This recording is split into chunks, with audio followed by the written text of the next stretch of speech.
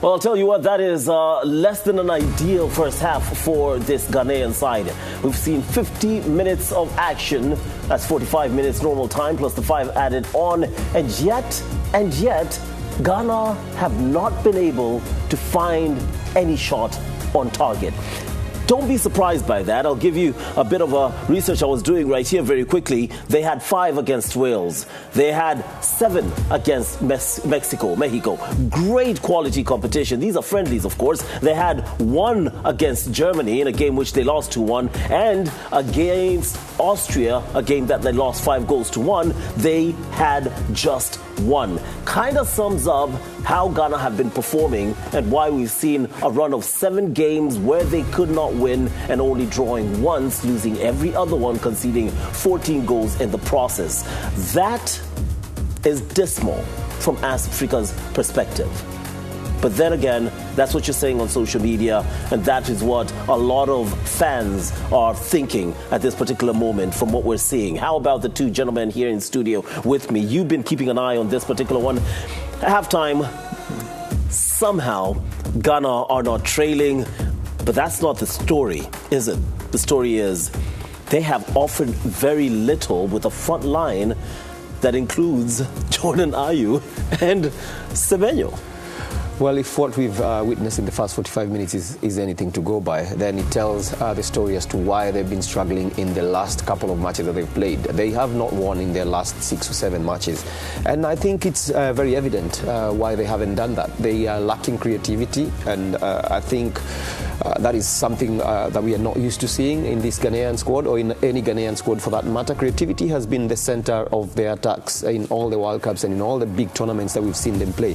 But in this particular squad, you can't help but wonder, where are the goals going to come from this Ghana side? I think their best bet of getting a goal in this particular match has to be a set piece. Otherwise, I don't see them scoring in the run of play. Now, this is something that has not happened in this tournament, I can tell you that. Sitting silent throughout 45 minutes, a look of disbelief, so to speak, on the face of Brian Tuka. 45 minutes of play plus 5 minutes added on. This is the first time I see you breaking into a smile. What did you make of the first half performance of the Black Stars? Can I be honest with you?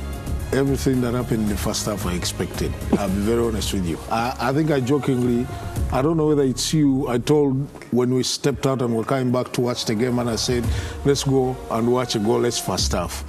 One, I felt Panama, because of the lack of quality, they will have a lot of possession, because that's how Thomas Christensen wants them to play.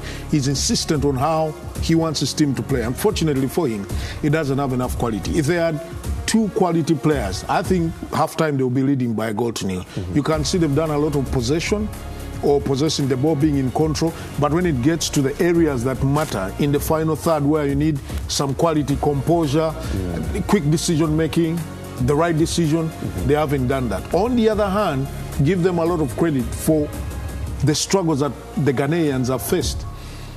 Ghana, if they were going to do anything, and if they're going to do anything even in the second half, they need Antoine Semenyo to be playing.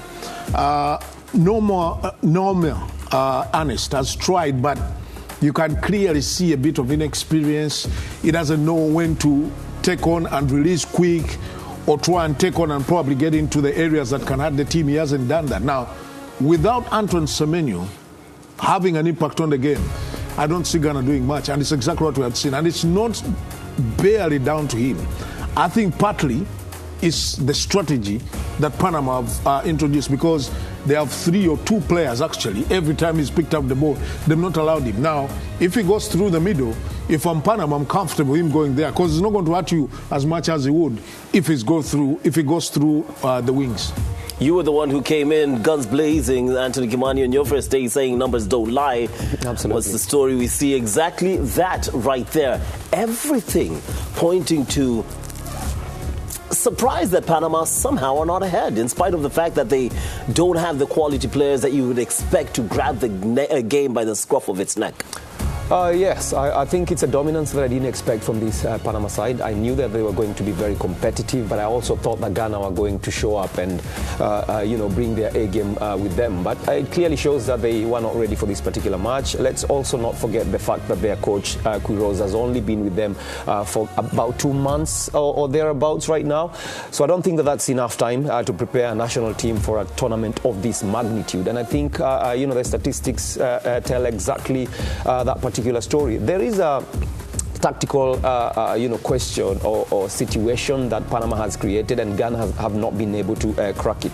The 3 centre-backs, Andrade, Ramos, Cordoba, that have been circulating the ball, they are the basis of this, possession game that Panama has been playing today.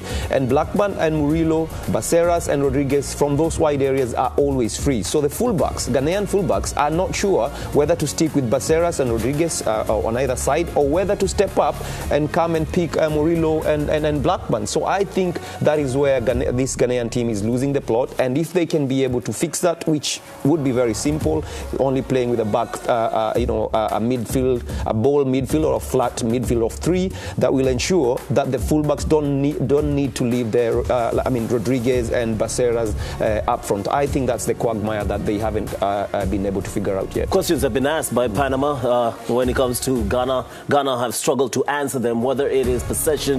That one, Panama has completely dominated. They have created more of the chances. They have gotten the only attempt on target. It's the first time in this World Cup, you heard from commentary, in which we've seen a first half and there is a team that hasn't managed to find an attempt on target. Not to mention how long they are taking to win the balls back. Difference is 13 seconds.